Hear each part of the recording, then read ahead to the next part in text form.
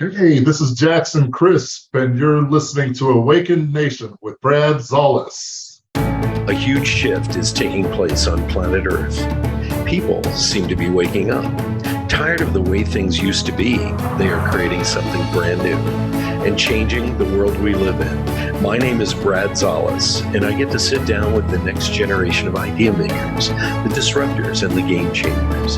Everyday people, just like you and me, from all over, who are doing amazing things. Welcome to Awakened Nation. Jackson, how you doing, man? I'm doing good, brother. How's Vegas? Vegas is, I always tell people, it's different when you're visiting it than when you're living here. I'm a pretty boring guy, actually, so I don't go hit up the stuff going on downtown too much, but if you want to, it's always there.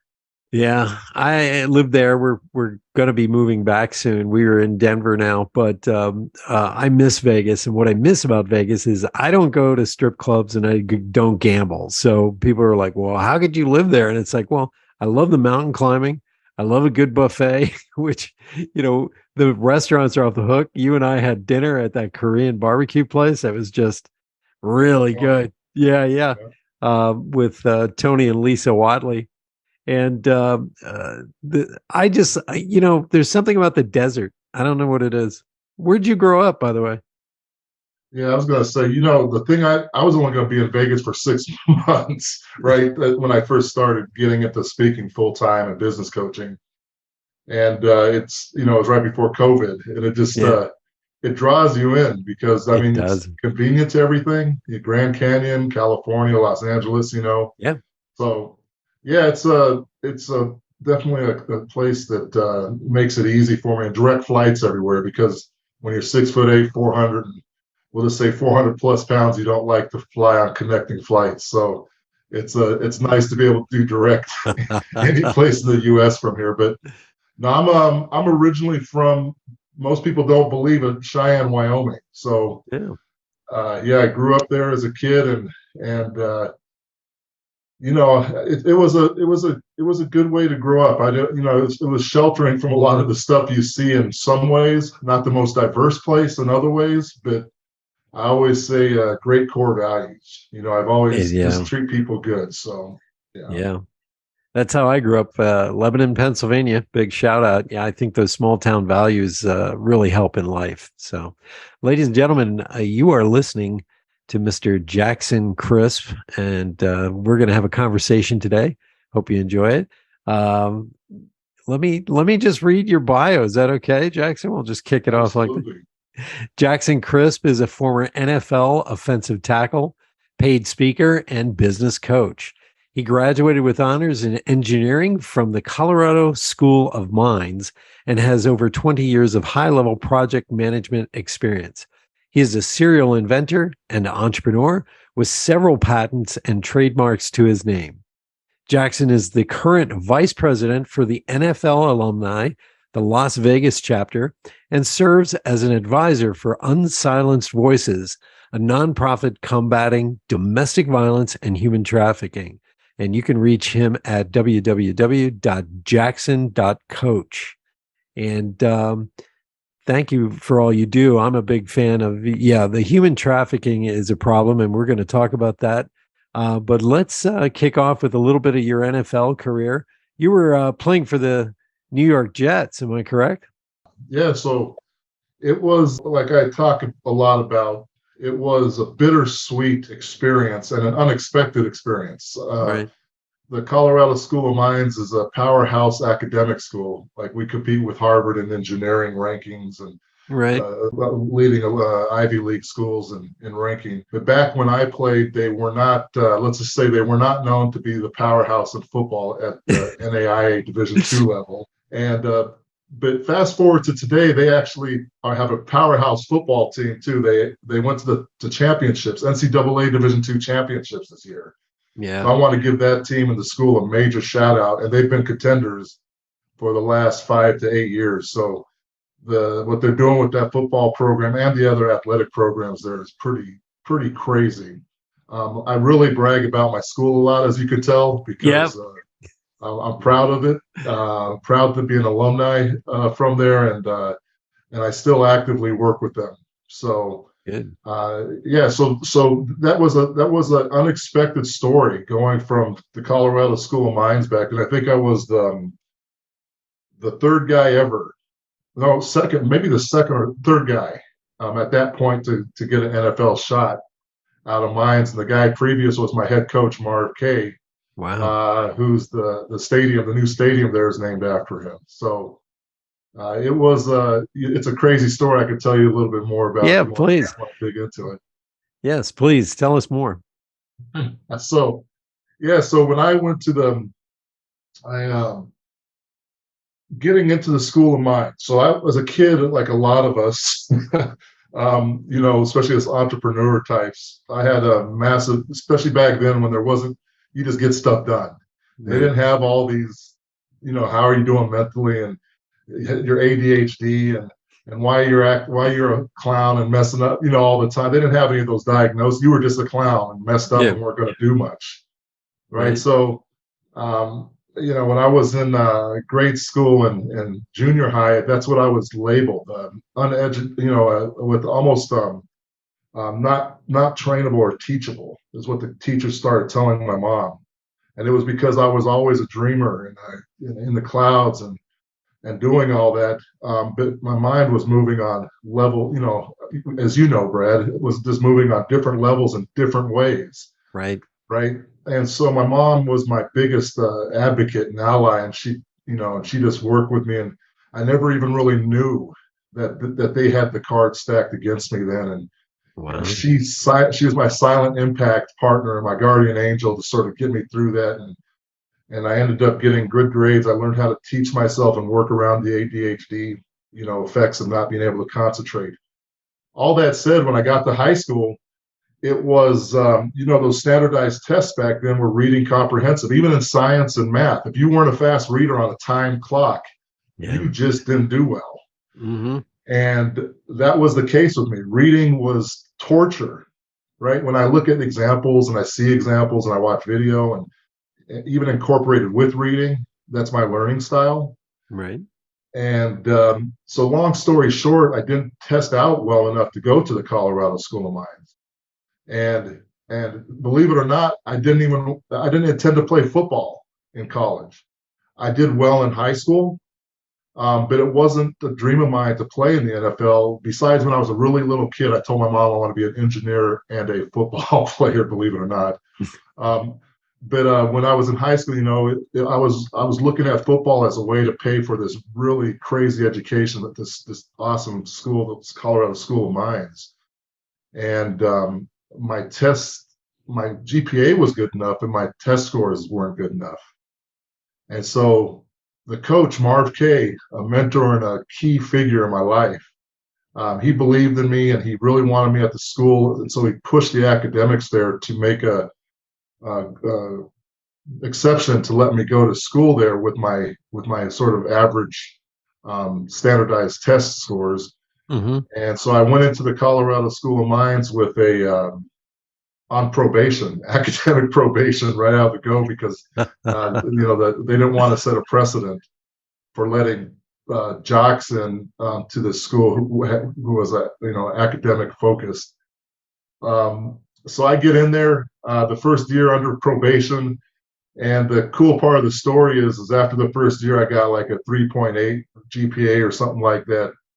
And I won an academic scholarship, and I was able to give my full athletic scholarship to another player.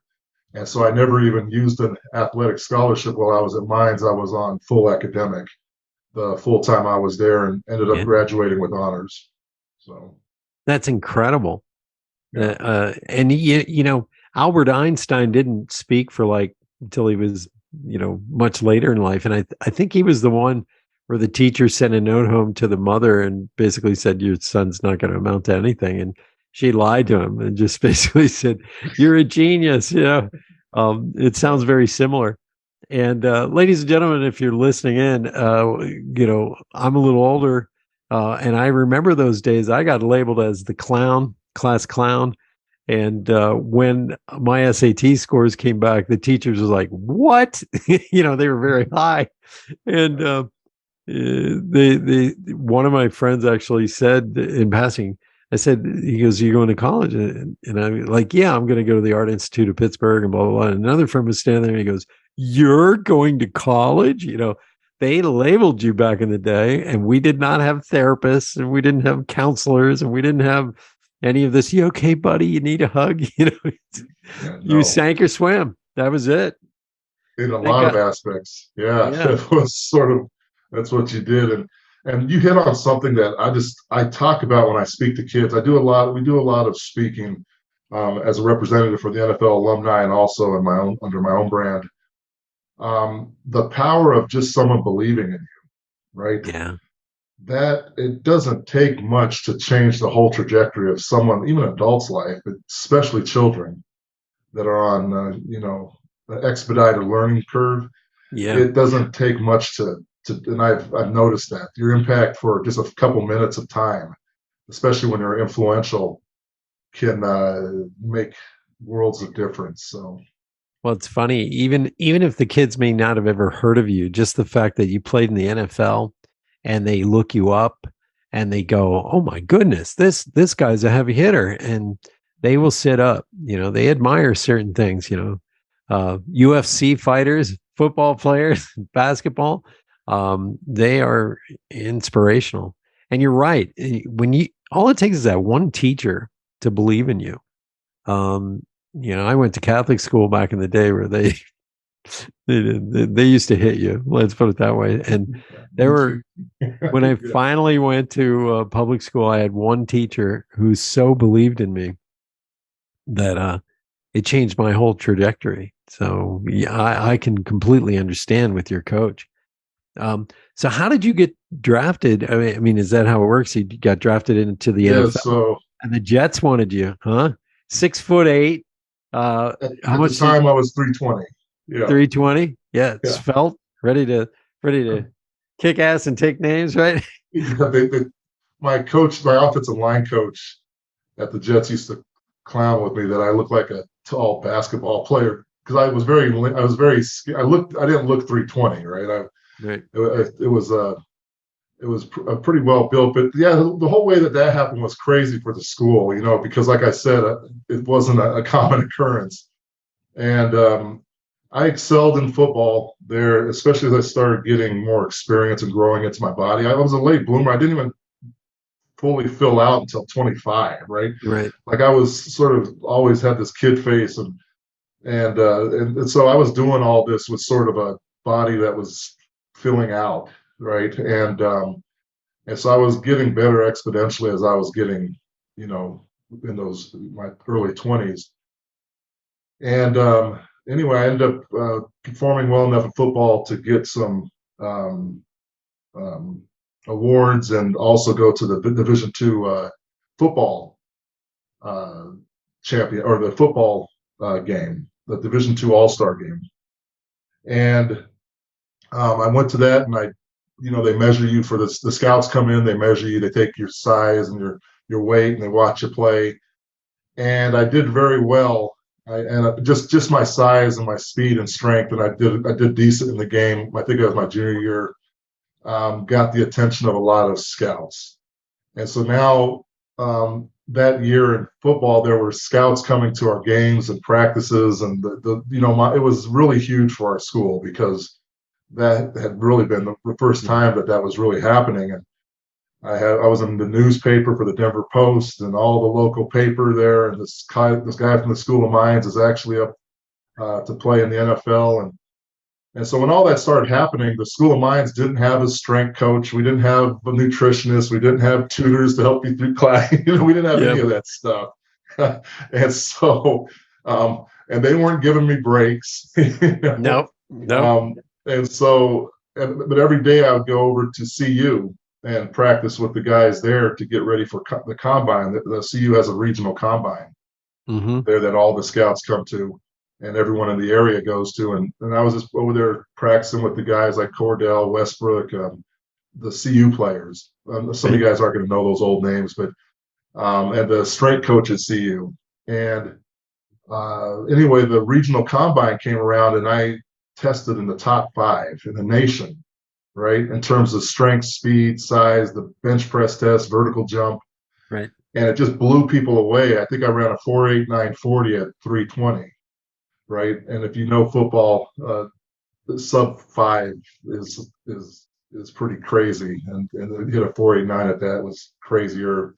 So anyway, I just did a phenomenal test day, and that just launched everything, and that put me up on the draft board as a 3rd or 4th round projected pick that year in the draft, and so that even got everyone more excited.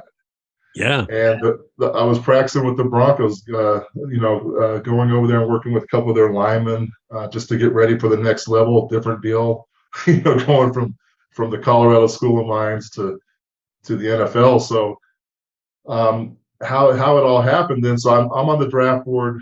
Agents are calling me. I got an agent. All this stuff is foreign to me. It was very unexpected, and it was a crazy time. And anyway, I always talk to kids about the importance of education, because you just never know what's going to happen.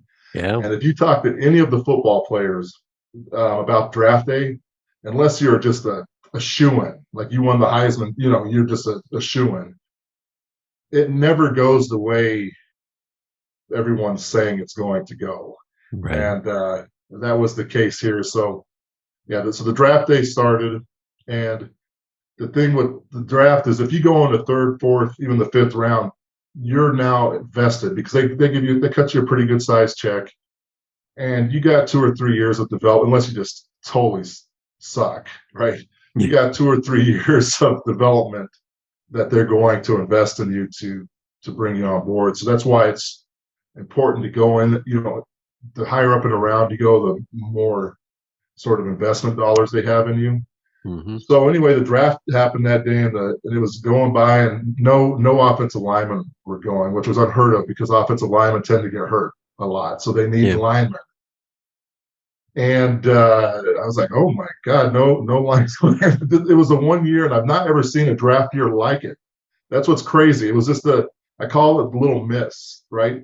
That if I would have redshirted at Mines and went a year later, because in the following year, they were just falling off the shelves, man. The tackles were just going, like everyone was picking them up. But that year, it wasn't happening. And so anyway, the 3rd round comes, the 4th round comes, nothing. And I'm like, oh my God. The 5th round comes, nothing. And in the 5th round, the Steelers coach calls me.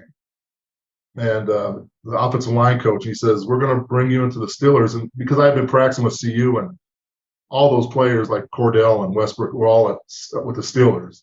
Right. And so they knew me a little bit more than the other teams. And I said, yes, sir, I am ready to come play for you. Thank God you called, right? And anyway, the 6th round comes, and they go with someone else. Oh. And the 7th round comes, and I didn't get picked up, right? So from all this hype to this, it was definitely a letdown. My agent called me up right away and said, he said, that didn't go the way we thought. No, he basically reiterating what I observed. Yeah. No linemen were going. And he said, hang tight. And then the next day, the Jets called me, and they gave me a little bit of money to come in as a free agent. Nice. So that was the whole experience. Yeah. Wow. And you got to play up there, the Meadowlands Stadium, correct? Over in New Jersey? Well, it was, yeah. It was Hofstra, right? So that's where our training camp was at, is down on Long Island. Long Island. Yeah, I lived there. Yeah. Okay. So yeah, that's where we trained, and I never got regular playing time, but I did some preseason scrimmages and preseason stuff, and I also went to the World Football League. World Football League. Under them, I got voted through by a few coaches, and that was really frustrating, because once I got used to the size and the strength and just a difference and some technique work, it wasn't hard for me. And I went, I could do this for many years. My confidence started coming up. The coaches loved me, especially during scrimmages, because practices get long, you're just taking shots and getting beat down, you're getting beat up. But when scrimmages came along, man, I just lit up. I just loved it. I always excelled at it. And so the experiences, ended with a shoulder surgery to correct some stuff where the doctor said he could correct it, and they ended up botching the surgery, and it ultimately ended my run before I got a lot of traction. No, so, that's a rough one, but I cannot imagine you coming at me on the gridiron because you're 6'8", I'm 5'8", and you're coming at me. I'm like, okay, you can just go right past me. You're tall, folks. If you can imagine this, I'm 5'8", and Jackson is 2 feet taller than me. And, one foot. I'm just like, come on, man. 5'8", 6'8". Yeah, 6'8". Okay, you're almost 7 feet tall. I'm like, are you kidding me?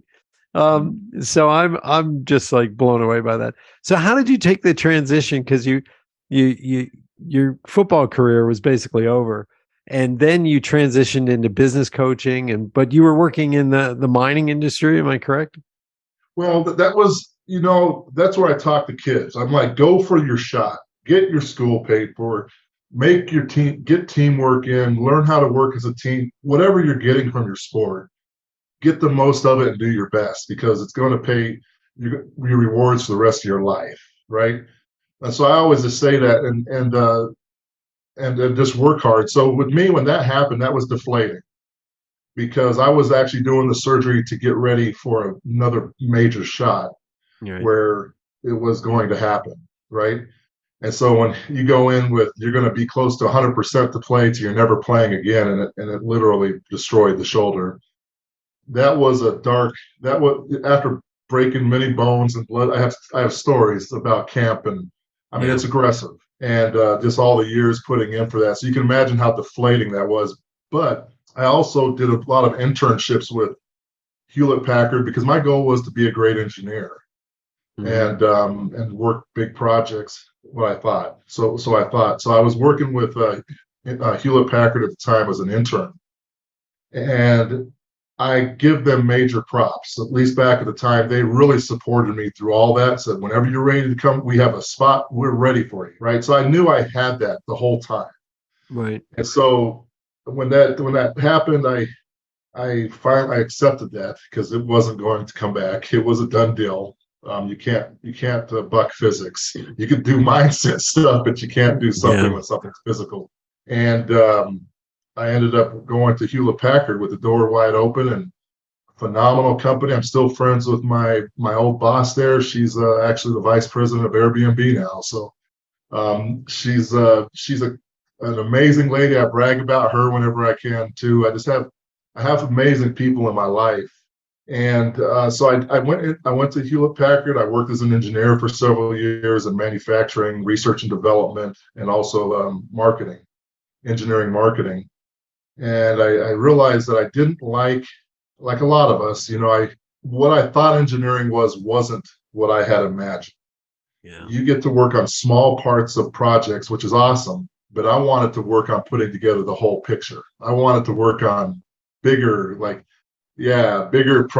things. So someone said project management. So I stopped with engineering. I took about a year and a half off to go start my own business. Actually, I moved to the Bay Area and started a wellness business. And I got an amazing clientele. I have stories there too. Just like when Google was pre-IPO, I was working with some of their lead engineers and CEOs in Silicon Valley during the .com, and all that stuff was happening. It was a crazy experience, because even though I was the wellness coach for medium-sized companies and for some of these heavy hitters later in the .com and Silicon Valley space, you're actually their therapist, and so my mind was always active, and they would always engage me with problems that they were having. So I was on the end on things like, wow, and working through these things. So that was the part I enjoyed most. And then I decided to go ahead and stop doing that business. I didn't want too big of a gap with my project management stuff, and started working for some energy companies. Did that for a few years with Chevron and another big an Exxon innovative company there in California, and then did some work for the government And then in one of our labs out there in Livermore, that was also pretty cool. You know, whenever you say they are doing that, this was the lab. Machine people Wow. walking around with machine guns, and Whoa. it was yeah, so pretty crazy ride. And the whole time I've been speaking to kids, and I'm always coaching. I've always just been I've always wanted to share information and help people. And I was like, you know what? I should make money doing this. Everyone tells me I should be doing this. So I went to my first event, believe it or not, in 2018. And I got to meet Tony Robbins, and I met Pitbull, and I met Magic Johnson. I mean, it was a crazy first experience. Like, what the hell? If you're going to have one, right? And I didn't get to meet Grant Cardone, but I saw him on stage. I never knew who he was or anything like that. But I was like, this is crazy. I didn't know this existed. And so from that point forward, I was like, after this next big project I'm on, I want to do that full time and work on some of my own projects. And yeah, so that's where I said, where's the best place to do that for a big guy to fly direct everywhere and get the most experience? Las Vegas. And so about 3 years ago, I landed here. Ain't that the truth? It's funny. Somebody was like, for my speaking career, people were like, well, after they would say, why'd you move to Vegas? It's like almost every company has had a meeting in Las Vegas at some point, whether they're in Japan or they're here in America, they fly in, and have their meetings. And so if you're that keynote speaker on call, yeah, it's pretty amazing. I've always been amazed at that too. My very first like really big speaking gig, those people have become friends, and I have them on speed dial now. I'm like, how in the heck did that happen? I could pinch myself. I'm friends with like Bob Berg and Ben Gay III, Jim Palmer. John Asseroff came up to me after I got off stage and shook my hand. I'm like, what is going on here? So I take my hat off to you. Now, you and I, when we were having dinner, you mentioned Larry Winget. You want to talk about meeting him and what he said? Because I love Larry. I love Larry's energy and what he does.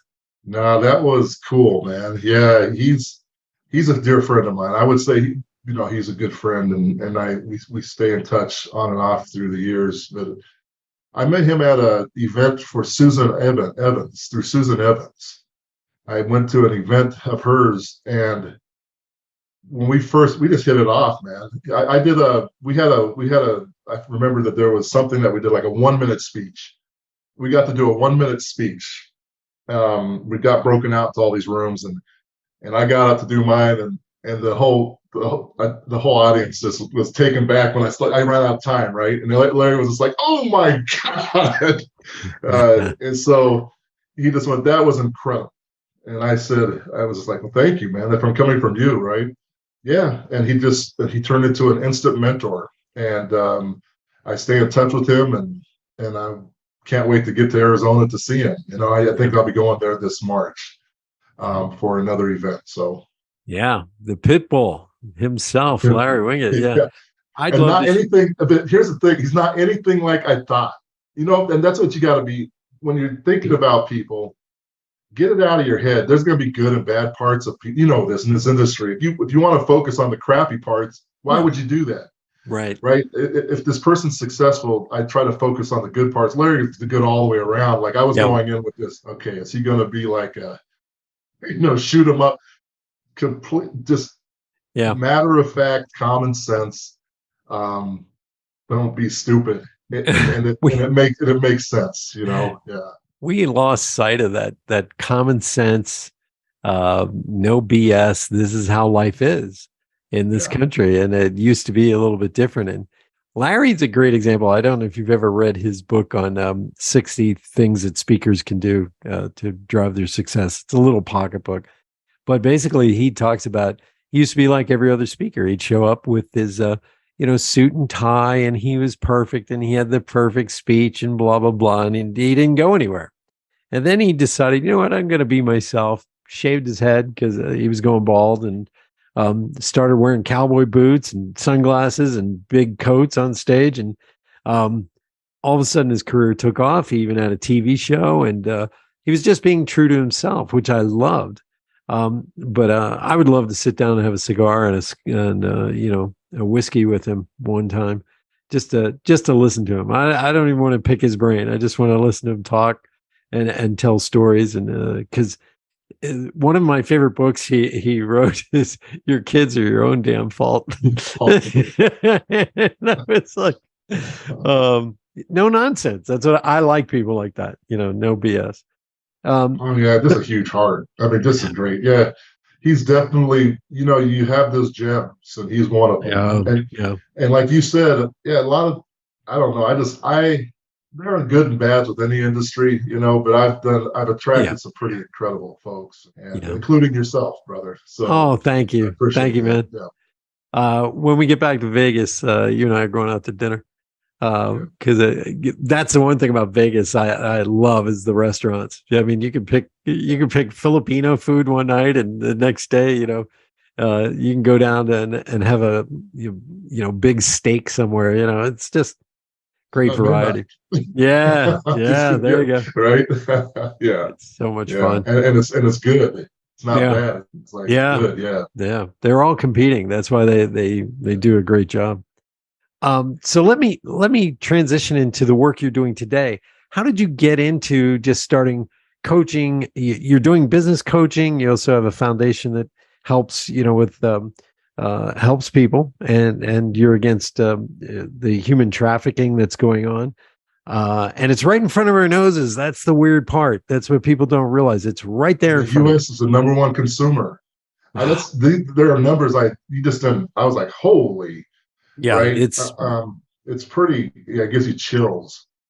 And when you hear human trafficking or you hear domestic abuse, it's like you almost get numb to hearing it. But when you yeah, hear stories, actual stories on how humans and kids are treated, uh, we won't go too much into that, but it gets dark. And COVID really poured gasoline on that fire when people were isolated with their abuse. There was no getting away yeah, from it. So the work that Michelle and Unsilenced Voices do is just it's incredible. She brought the program over here to do more work domestically. She's working a lot in some African countries where the problem is just nuts, right? I yeah. mean, 90% of the women. I mean, the numbers are just crazy. Don't quote me on the percentages, but the numbers are just crazy in some of these villages. Wow. And so she came here, and I had just when I was here, I didn't know the alumni, the NFL. I'm going to mix these two stories here because the point is what this is, and if you're in a position to do this, use your influence to amplify good causes. So Yeah.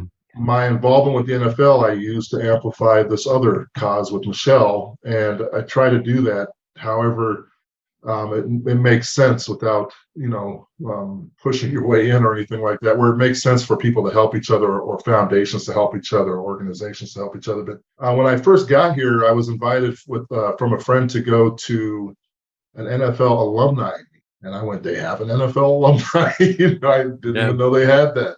Anyway, it was a former player who since passed away's wife, I believe, or her friend that invited me. And I ended up going to this, and Floyd Little, a Hall of Famer, amazing guy.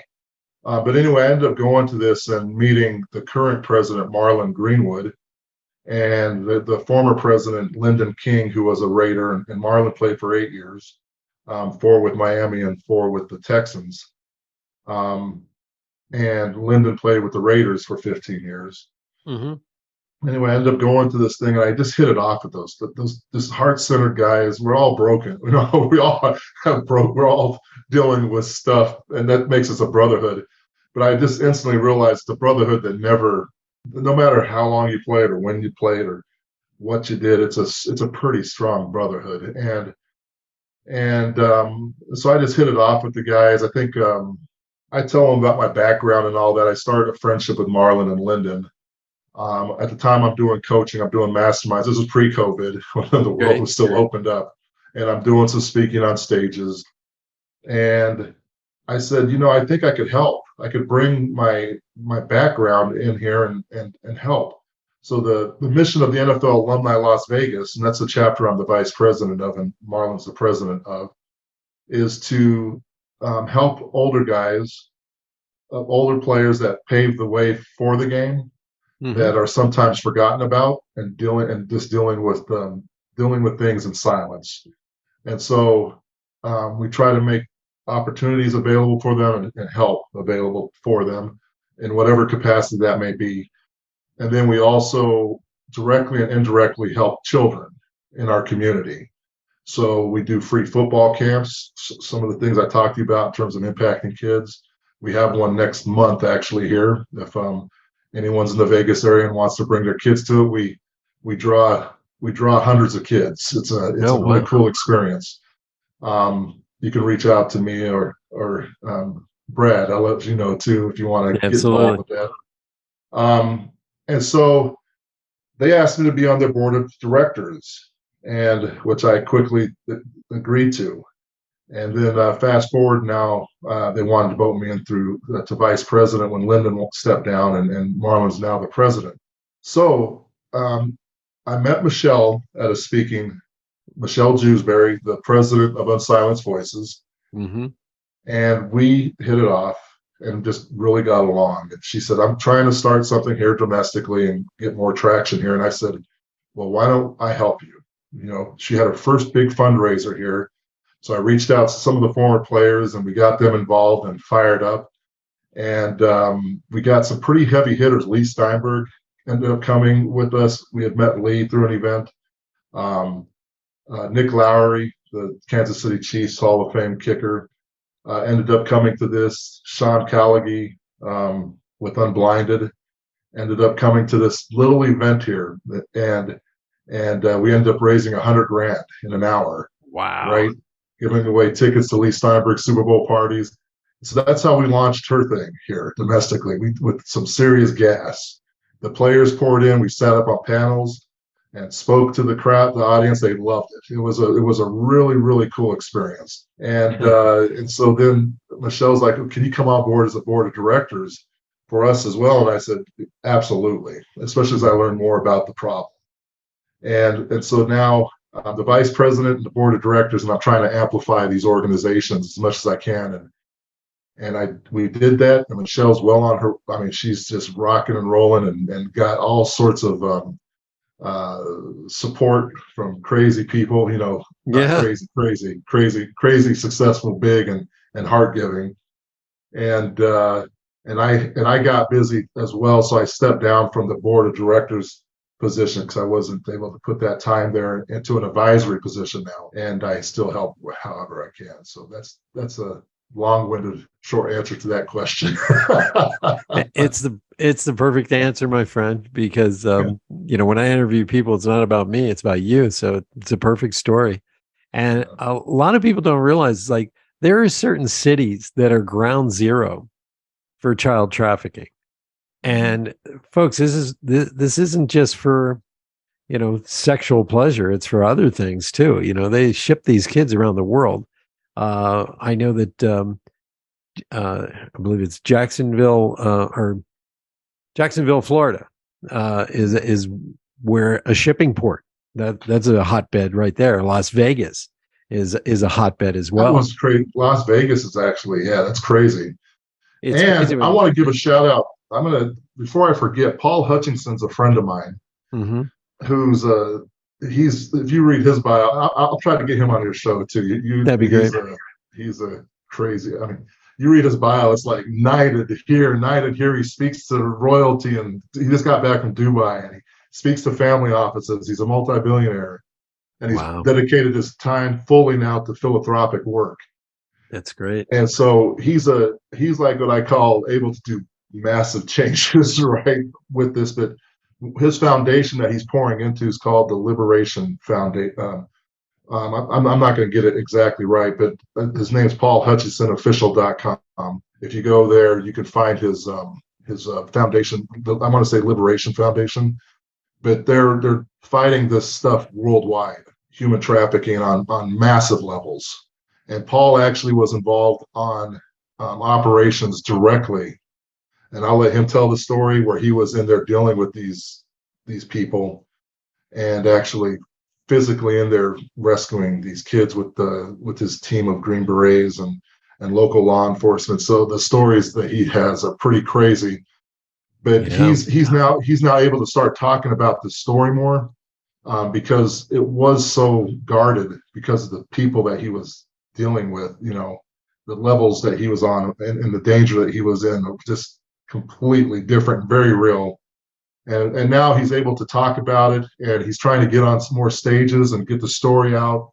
He's writing books. He has a big plan. He wants to unroll some stuff to help this damage that's been happening, generational, to stop the perpetration of it from the abuser's standpoint and rescue the people that are in it already. So I'm again amplifying, right? However I can help him and support him, getting him, and we've been doing that. So I'd love to get him on the show because I'm very passionate about it. I reached out to Laura Logan. She's another one. She's an investigative journalist, and she's been going after these things. And it's all around us, and we're kind of naive, as human beings. You grow up with the white picket fence, or you lived in an apartment somewhere, and you're just going about your life, and you don't know the warning signs. You don't see them. You see the symbolism that's all around us. And these people are creepy. They do it right out in front of people. I saw a video recently where they kidnapped a kid, and these people walked right by and didn't want to get involved. They didn't do anything. And it's like, are you kidding me? And this is how these predators take advantage of people, and the common person can't see it. They don't know what's going on. Well, what I always tell people, especially with the domestic violence and the human trafficking, is exactly that, Brad. If you get a gut feeling and you're noticing something, or your girlfriend or your husband or whatever, because 1 in 4 guys, believe it or not, right? It's also really I think it's 1 in 4, 1 or 7 domestic abuse, 1 in 7 domestic, and then 1 in 4 abuse as a child. So it's huge on a global level. But if you have a feeling that someone's dealing with something, and sometimes people even know, right? But they don't want to. It's not their business. It's not their, until someone dies, or until something, someone murders someone, because of whatever. So I always say, even if you don't know how to do it, right? Because I get it, that's intense, and maybe you're not an expert on it. Reach out to someone who can do that, right? Or provide a resource for someone that they might not know about exists. Because as I got into this, there's a lot of resources available that I just didn't know existed, that I could point someone to if they needed help. And so a lot of it's just, you can educate yourself and then make these resources available to people that you think might need it, without really exposing them or making them feel, just letting them know that helps there. So thank you for the work you do. Reach out, ladies and gentlemen, www.jackson.coach.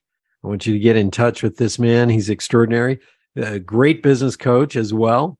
And if you're doing high level project management for like Hewlett Packard and big companies like that, you kind of know your stuff. Okay. Try not to swear anymore on the show. I saw that. Jackson, thank you so much for being on Awaken Nation. We're going to go into the lightning round in a few minutes. But thank you for having me. You're welcome. Sometimes you meet somebody and you become kindred souls. Like I knew Tony Wadley and Lisa Wadley for years before I met them in person. I shared the stage with Tony and introduced him at an event, and then breaking bread with him that night, and then you were there as well. Yeah, I feel like you and I made like a really good connection. Like people connect. You either like each other or you don't. And you and I was teasing you the whole night, about stuff. Me, the tiny man who knows jujitsu, and you could probably, bench press me easily. I was just cracking up. but I look forward to hanging out with you in Vegas when we get back. So we're going to go into the lightning round here on Awakened Nation. And this is usually my favorite because we get to know you better. And so let me ask you, do you have any regrets in life? We all have regrets, but where I'm at now, the things happening now, without those things happening, I always say you don't know when your impact, what your impact, when your impact, how your impact, right? We get older, which sucks, at least our bodies do. So there's a part of me that goes, hey, it's happening the way it's supposed to happen, the good, the bad, and the ugly, right? And so that's what I lean on, because as I get older, I'm like, well, man, if I would have done this in my 30s. So I regret is maybe not starting this speaking and this stuff earlier in my 20s and 30s. I had in my mind I wanted to be a project manager and an engineer, and I come to find out I like acting, I like marketing and writing creative ads, I like speaking and coaching and this stuff. So, but coming at it later in life, I have a whole wealth of things and know what I do and don't like. So I would say that. Yeah, I have to say the same. Every failure I thought to the public looked like a failure was actually a success for me. It took me to this next place, and every success kind of was like, I don't know if that was a great always thing. Cracked up to be. You're right, exactly. So I've had more failures than successes. So, and I don't mind talking about those. My next question is there something about you that we don't know about you? There are a lot of things. I think what I try to do and what I suggest to a lot of people is always know your audience. So right now I'm talking to your millions of followers, right? All from different walks of life, different types of people, different types of problems, different down to when I'm having a beer with my closest friend and my closest few friends. And so I always say, know your audience, because whatever you put out there, you're going to process back. Yeah. Right. And so if you're at a level where you can process this, putting out this information about yourself to millions of people and handle it and have publicists and whatever, right? Do it and do it, but always gauge that audience. And so I tend to stay away from, I don't talk about political views. I talk more about values, religion, my personal relationships. Yeah. Unless it's an audience that's geared for that. And as I get on more stages and more known and all that, that'll change. Right. But I always say back into that. So it is about faith, brother. You got to keep going. My last question is, do you have a favorite memory? It's actually, I have a few of them. And they're not like what you think, right? They are, it's true when they say those small moments are huge moments in your life. So my mom and my brother, I have a half brother, but basically my brother I grew up with. So my mom and dad were never married, and my dad lived on the East Coast. My mom and I and my brother lived in Wyoming. We were younger, we were poor, right? Poor. But me and my brother never knew it because my mom did such we thought we were rich. Yeah. And so testaments to mom again. I mean, she really is my angel. And so later on, we had some money and we got to do a family trip to Hawaii. And I don't remember, this is my late 20s or something like that. My brother made it over there and my mom has her hat on. And we are standing in some beautiful spot in Hawaii, my mom, my brother, and me. And you get a sense that there was just a sense of she was secure in that we were all just there as this secure family. I don't know, there's something about that moment. I actually ended up doing a little art piece for her for Christmas from that photo. But yeah, that's it, man. That is a great story, man. That really is. Because it's memories. There's little tiny memories there. My family grew up poor as well. My grandfather until my mom met my stepfather. We lived in a house that my grandfather built from scratch.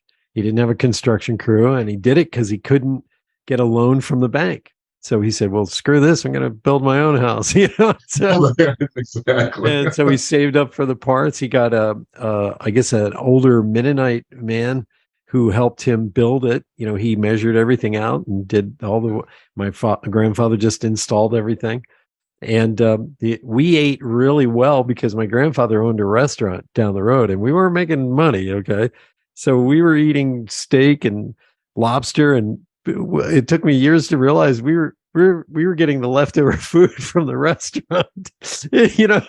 We were like eating like kings, but we didn't have anything fancy. And you really do have to take your hat off to your mom. Damon John talked about this. His mother was everything, because without her, FUBU wouldn't have taken off. And my hat goes off to take my hat off to you. Your mom, God bless her. She made the best of it. Because you didn't know, and you probably didn't care that you grew up poor. No, Village Inn was our big meal. Yeah. And I remember it being a huge deal, right? Every 3 or 4 weeks. Yeah. And it was amazing, right? That's awesome. I didn't mean to cut you off, but I just wanted to say. No, that was funny. Yeah. If my dad could find a buffet, oh, look out. We were there. Eat up. He'd be like, we're going to make a dent in this. Sneak some rolls in your pocket. Damn right. I know a bargain when I say one. Yeah. 3 trips. That was minimum for me. So yeah. Jackson, thank you so much for being on Awakened Nation, my friend. And everybody, please reach out. Jackson is a hell of a guy. He's a lot of fun to hang out with. And I love the work you're doing. I really do. Yeah. Thank you. Well, I look forward to catching up with you. Reach out when you're back here, man. Yeah, we'll definitely hang out. So definitely. Thank you, my friend. Hey, everybody, tune in next week for another extraordinary guest here on Awakened Nation. Take care, everybody. Bye-bye. Thanks, Brad. No. Thank you so much for being a big part of the Awakened Nation movement. This is how you can help me and our extraordinary guests. If you guys enjoyed this episode, please share it out on Facebook, Twitter, and Instagram. And let's grow this movement by word of mouth. Our success will be because of you. Thank you, and see you next week.